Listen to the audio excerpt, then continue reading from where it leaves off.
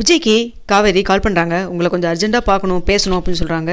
என்னாச்சுங்க மிஸ் அப்படின்னு சொல்கிறாங்க. இல்லைங்க உங்கள்கிட்ட கொஞ்சம் பேசணுங்க அப்படின்னு சொல்கிறாங்க. ஏதாவது பாப்பா ஏதாவது பண்ணிட்டாளா ஸ்கூலில் அப்படின்னு. அதெல்லாம் ஒன்றும் இல்லைங்க, உங்கள்கிட்ட கொஞ்சம் பேசணும், வரீங்களா அப்படின்னு சொல்லி கேட்குறாங்க. எங்கே வரணும் அப்படின்னு சொல்லி கேட்குறப்போ எங்கள் வீட்டு பக்கத்தில் இருக்கிற பார்க்குக்கு வாங்க அப்படின்னு சொல்லிட்டு ஃபோனை வச்சிடுறாங்க. இதை கேட்டு என்னாச்சுன்னு தெரியலையே, ஏன் இவ்வளோ காவேரி வந்து கோவமாக இருக்கான்னு தெரியலையே, என்ன பிரச்சனை தெரியல, ஏதாவது இது ஞாபகம் இது வந்திருக்குமா என்னன்னு தெரியலன்னு சொல்லிட்டு பதறடிச்சு போய் வீட்டுக்கு அங்கே போகிறாங்க பார்க்குக்கும். அங்கே போனோன்னே வந்துட்டு என்னாச்சுங்க சொல்லுங்கள் அப்படின்னு சொல்லி கேட்குறாங்க. இல்லை எதுக்காக இப்படி மறைச்சிங்க அப்படின்னு சொல்லி கேட்குறாங்க. என்ன விஷயத்த மறைச்சேன் எனக்கு புரியலீங்களே அப்படின்னு சொல்கிறாங்க. இல்லை எதுக்காக இவ்வளோ பெரிய விஷயத்த மறைச்சிங்க நீங்கள் என்கிட்ட அப்படின்னு சொல்லி கேட்குறாங்க. இதை கேட்டோன்னே என்ன சொல்கிறேன்னு தெரியாமல் என்ன தெரிஞ்சு கேட்குறாளா தெரியாமல் கேட்குறாளா என்னன்னு புரியலையே, நம்ம எதுவும் அவசரப்பட வேண்டாம்னு சொல்லிட்டு அப்படியே அமைதியாக நிற்கிறாங்க. எல்லாம் சொல்ல வரீங்கன்னு எனக்கு புரியவே இல்லைங்க அப்படின்னு சொல்லிட்டு இருக்கிறாங்க. நான் எதுவும் உங்கள்கிட்ட எல்லாம் மறைக்கலீங்க அப்படின்னு சொல்கிறாங்க. சும்மா போய் சொல்லாதீங்க, உங்கள் ஒய்ஃபு என்ன மாதிரியே இருப்பாங்கிறத எதுக்குங்க மறைச்சிங்க அப்படின்னு சொல்கிறாங்க. என்ன சொல்கிறீங்க அப்படின்னு சொல்லி கேட்குறப்போ ஆமாம் உங்கள் கல்யாண ஃபோட்டோவை நான் பார்த்தேன் அப்படின்னு சொல்கிறாங்க. எப்படிங்க அப்படின்னு சொல்லி கேட்குறப்போ நான் ஃபேஸ்புக்கில் நான் வந்துட்டு பார்த்தேன், உங்கள் ஃபேஸ்புக்கில் நான் வந்துட்டு உங்கள் பேர் போட்டு நான் பார்க்குறப்போ வந்துட்டு ஃப்ரெண்ட் ரெக்வஸ்ட் கொடுக்கலான்னு சொல்லி நினச்சிட்டு நான் எடுத்தேன். அப்போ பார்த்தா ஃபோட்டோஸ் இருந்தது, பார்த்தா என்ன மாதிரியே இருந்தது. அது மட்டும் இல்லாமல் நீங்கள் கொடைக்கானலுக்கெல்லாம் கூட வந்திருப்பீங்க போல இருக்குது அப்படின்னு சொல்லிட்டு இருக்கிறாங்க. ஆமாம் அது கல்யாணம் ஆன புதுசில் அப்படிங்கிற மாதிரி சொல்கிறாரு. சரி ஓகேங்க, ஏங்க உங்கள் ஒய்ஃப் என்ன மாதிரியே இருப்பாங்கன்னு சொல்லிட்டு நீங்கள் வந்துட்டு எங்களுக்கு சொல்லவே இல்லை, ஏங்க இப்படி மறைச்சிங்க அப்படின்னு சொல்லி திரும்பவும் அதையே கேட்குறாங்க. அதுக்கு இல்லைங்க மிஸ் அப்படின்னு சொல்லி சொல்கிறப்போ இனிமேல் நீங்கள் வந்துட்டு என்னை மிஸ்ஸுனே கூப்பிட வேண்டாம், நீங்கள் காவேரினே கூப்பிடலாம் அப்படின்னு சொல்கிறாங்க. என்னங்க சொல்கிறீங்க அப்படின்னு சொல்கிறப்போ ஆமாங்க உங்களுக்கு என்னை பார்க்குறப்பெல்லாம் வந்துட்டு உங்கள் ஒய்ஃபை பார்க்குற மாதிரி இருந்திருக்கும், அதனால தான் நீங்கள் எங்கிட்ட கொஞ்சம் ஓவராக அட்வான்டேஜ் எடுத்துட்டீங்கிறத எனக்கு இப்போ தான் புரியுது அப்படின்னு சொல்லிட்டு இருக்கிறாங்க. இல்லைங்க அது வந்து அப்படின்னு சொல்லிட்டு இருக்கிறப்போ சரிங்க சார் நீங்கள் எதுவும் இனிமேல் பேச வேண்டாம், உங்கள் மனசை என்னால் புரிஞ்சுக்க முடியுது, நீங்கள் எவ்வளோ தூரம் வருத்தத்தில் இருக்கீங்க, நீங்கள் என்னை பார்த்ததுக்கப்புறம் வந்துட்டு உங்கள் ஒய்ஃபை வந்து பார்க்குற மாதிரி உங்களுக்கு தோணியிருக்கும், அதனால தான் நீங்கள் வந்துட்டு அவ்வளோ அட்வான்டேஜஸ் படிச்சினீங்கன்னு எனக்கு எல்லாமே புரியுது, நீங்கள் எந்த ஒரு எக்ஸ்ப்ளனேஷன் கொடுக்க வேண்டாம், உங்களுக்கு எதாக இருந்தாலும் சரி சொல்லுங்கள், ஒரு ஃப்ரெண்டு மாதிரி நினச்சிக்கங்க நீங்கள் அப்படின்னு சொல்லிட்டு கிளம்பிடுறாங்க. என்னது நாம் என்னமோ நினச்சோம் இவன் என்னமோ நினச்சி ஃபேஸ்புக்கில் போய் ஃபோட்டோவை பார்த்துருக்குறா அப்படிங்கிற மாதிரி யோசிச்சுட்டு உண்மையை ஏதாவது ஞாபகம் ஃபோட்டோவெல்லாம் பார்த்ததுக்கப்புறம் கூட இவளுக்கு ஞாபகம் வரல, ஒன்றுமே புரியலையே. அப்போ ஒன்று பண்ணுவோம், நம்ம வந்துட்டு ஃபோட்டோவில் ஏதாவது இவளுக்கு ஞாபகம் வர மாதிரி ஃபேஸ்புக்கில் ஏதாவது ஃபோட்டோஸ் இன்னும் கொஞ்சம் ஏதாவது அப்டேட் பண்ணி வைக்கிற வேண்டியதா அப்படிங்கிற மாதிரி நினச்சிட்டு வீட்டுக்கும் போகிறாங்க. அடுத்தது வந்துட்டு சாரதாட்ட போயிட்டு இங்கே பாருமா இவருடைய ஒய்ஃப் என்ன மாதிரியே இருக்காரு இல்லமா, என்ன மாதிரியே அசல் அப்படியே இருக்காங்க பாருங்கள் அப்படின்னு சொல்லி காமிக்கிறப்ப தான் தெரியுது. அப்போ தான் வந்துட்டு காவேரிக்கு ஒரு சந்தேகம் வருது, என்ன நம்மளை மாதிரி இருக்கலாம் ஓகே, ஆனால் நம்மளை மாதிரியே கரெக்டாக வந்து கழுத்தில் நம்ம முன்னாடியெல்லாம் போட்டுருந்தோம் அதே முருகர் டாலர் வச்சு போட்டிருக்கு, ஒன்றுமே எனக்கு புரியலையே அப்படின்னு சொல்லிட்டு அம்மா ஒரு நிமிஷம் இருமா அப்படின்னு சொல்கிறாங்க. என்னாச்சு காவேரி, இல்லைம்மா என்ன மாதிரி இருக்கலாம் ஓகே, அச்சஸெல்லாம் என்ன மாதிரி இருக்கிறது மட்டும் இல்லாமல் என் கழுத்தில் போட்டிருக்கிற டாலர் நான் போட்டிருந்தா அதே செயின் டாலர் மாதிரியே இருக்குமே, அது எப்படிம்மா, இதெல்லாம் வாய்ப்பே இல்லையம்மா அப்படின்னு சொல்லிட்டு ஒரு நிமிஷம் இரு அப்படின்னு சொல்லிட்டு பழைய ஃபோட்டோஸ்லாம் எடுத்து எல்லாம் பார்க்கலான்ட்டு போகிறாங்க. அப்போ பார்த்தா விஜய் காவேரியோடு இருக்கிற ஃபோட்டோஸு, அது மட்டும் இல்லை கொடைக்கானல் இருந்த ஃபோட்டோ கூட வந்துட்டு இவங்களுடைய அக்கா கங்கா இருக்கிற ஃபோட்டோஸ் எல்லாம் இருக்குது. இதை பார்த்தோன்னே அம்மா என்னம்மா கங்கா கூட இருக்கா, என்னம்மா நடக்குதுங்க அப்படின்னு சொல்லி கேட்குறாங்க. இல்லடி அது வந்து உண்மையை சொல்லு, எனக்கு ஒரு கல்யாணம் ஆயிடுச்சா அப்படின்னு சொல்லி கேட்குறாங்க. இல்லடி அது வந்து அப்படின்னு சொல்கிறப்போ வம்சம் இருங்க அப்படின்னு சொல்லிட்டு உடனே வந்துட்டு விஜய்க்கு கால் பண்ணுறாங்க. கொஞ்சம் வீடு வரைக்கும் வாங்க அப்படின்னு சொல்லிட்டு, எனக்கு இப்போ தான் பார்த்தேன் நீங்கள் வீடு வரைக்கும் வாங்க அப்படின்னு சொல்லிட்டு ஃபோனை வச்சுறாங்க.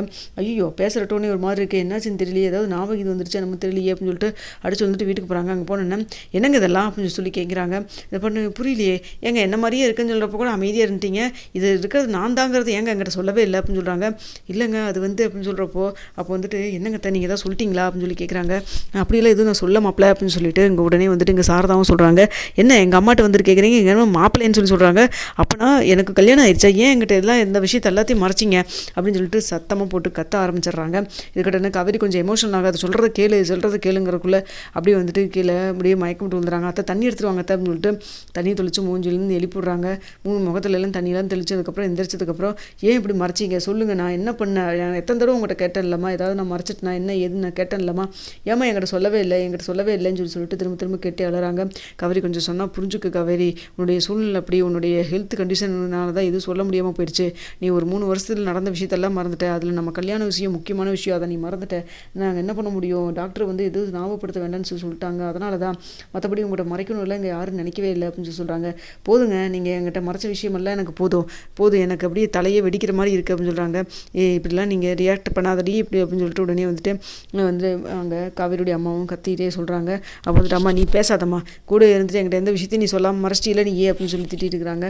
சொன்னால் கேட்குறியா இல்லையா அப்படின்னு சொல்லிட்டு இங்கே வந்துட்டு விஜய் வந்துட்டு சத்தம் போட ஆரம்பிச்சிடாரு. என்ன எல்லோரும் மிரட்டுறீங்களா நீ அப்படின்னு சொல்லி கேட்குறாங்க. இங்கே யாரும் உன்னை மிரட்டக்குலாம் ஒன்றும் இல்லை, சொன்னால் புரிஞ்சுக்கோ, உன்னுடைய சூழ்நிலை அப்படி இருந்தது அதனால தான் சொல்லாமல் விட்டுட்டோம் அப்படிங்கிற மாதிரிலாம் சொல்கிறாங்க. இதை கேட்டு என்ன தான் சொன்னாலும் வந்துட்டு காவேரி வந்து காம்ப்ரமைஸ் ஆகிற வாங்குற மாதிரியே தெரியல. அதுக்கப்புறம் சொல்கிறாங்க, யார் என் மூஞ்சிலே முழிக்காதீங்கன்னு சொல்லிட்டு கதவை சத்திட்டு உட்காந்துக்கிறாங்க. அப்போ வந்துட்டு உடனே வந்துட்டு இங்கே விஜய் சொல்கிறாங்க, அத்தை அவள் போக்கிலே விடுங்கத்த, கொஞ்ச நேரம் ஆச்சுன்னா அவள் சரியாயிருவா, அவளை பற்றி எனக்கு தெரியும், நீங்கள் எதுவும் மேற்கொண்டு ஏதாவது கேட்டால் கூட ஒன்றுமே பேசாதீங்க, அதாவது நான் கூட நீங்கள் எனக்கு கால் பண்ணுங்கள், நான் வந்து பேசிக்கிறேன் அப்படின்னு சொல்லிட்டு இருக்கிறாங்க. சரிங்க மாப்பிள்ளை அப்படின்னு சொல்லிட்டு உடனே வந்துட்டு விஜய் வீட்டுக்கு போகிறாங்க. அங்கே போகிறப்ப வந்துட்டு உடனே வந்து தாத்தா அங்கே தான் உட்காந்துருக்காரு. என்னாச்சுடா, ஏன் விஜய் காவேரி கால் பண்ணான்னு சொல்லிட்டு போனால் என்னாச்சு அப்படின்னு சொல்லி கேட்குறாங்க. நடந்த விஷயத்தெல்லாம் சொல்கிறாங்க. இதை கேட்டேன்னு வந்துட்டு எப்படி எப்போவாது அவளுக்கு தெரிஞ்சது, ரொம்ப சந்தோஷம், நீங்கள் ரெண்டே இனிமேலாவது ஒன்று சேர்ந்து வாழணுங்கிறாங்க.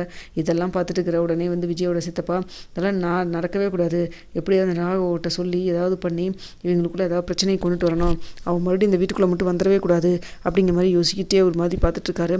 இப்படியே பேசிகிட்டே இருக்க முடியாது, பசுபதியோடைய பையன்கிட்ட இந்த விஷயத்த எல்லாத்தையும் சொல்லியே ஆகணும் அப்படின்னு சொல்லிட்டு ஃபோன் எடுத்துகிட்டு வெளில போகிறாரு. வெளில போனது மட்டும் இல்லாமல் கால் பண்ணிவிட்டு இது மாதிரி வந்துட்டு உனக்கு கால் பண்ணக்கூடாதுன்னு தான் நினச்சேன், இருந்தாலும் சொல்ல வேண்டிய விஷயம் அதான், காவேரிக்கு எல்லாம் உண்மையை தெரிஞ்சிச்சு அப்படின்னு சொல்கிறாங்க.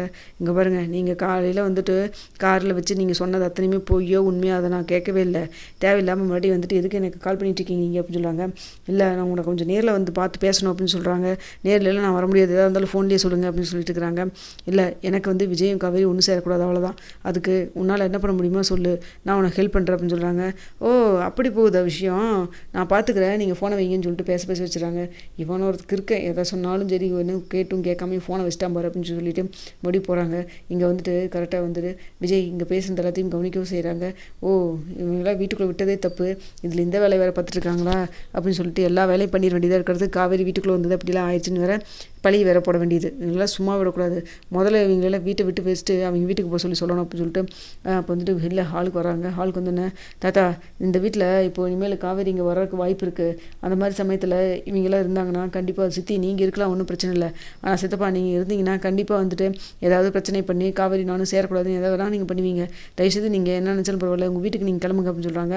என்னடா இப்படி பேசுகிறேன் நீ அப்படின்னு சொல்கிறாங்க. நான் என் நல்லதுக்கு தான் நான் சொல்கிறேன், தயவுசெய்து நீங்கள் கிளம்பலாம் அப்படின்னு சொல்கிறாங்க. இதை பார்த்துட்டு இருக்கிற வந்துட்டு காவேரி இதை பார்த்துட்டு இருக்கிறேன் வந்துட்டு தாத்தா சொல்கிறாங்க, என்னடா திடீர்னு இப்படி சொல்கிறேன் அப்படின்னு சொல்லிட்டு, இல்லை அவர் இப்போதான் அவர் ஃபோனை வாங்கி பாருங்கள், இப்போது 2 நிமிஷத்துக்கு முன்னாடி யார் கால் பண்ணாருன்னு சொல்லிட்டு அப்படின்னு சொல்கிறாங்க. நான் யாரும் கால் பண்ணலையே அப்படின்னு சொல்கிறாங்க. அப்போ வந்துட்டு என்ன மாப்பிள்ளை இதெல்லாம் அப்படின்னு சொல்லிட்டு உடனே வந்துட்டு தாத்தாவும் கேட்குறாங்க.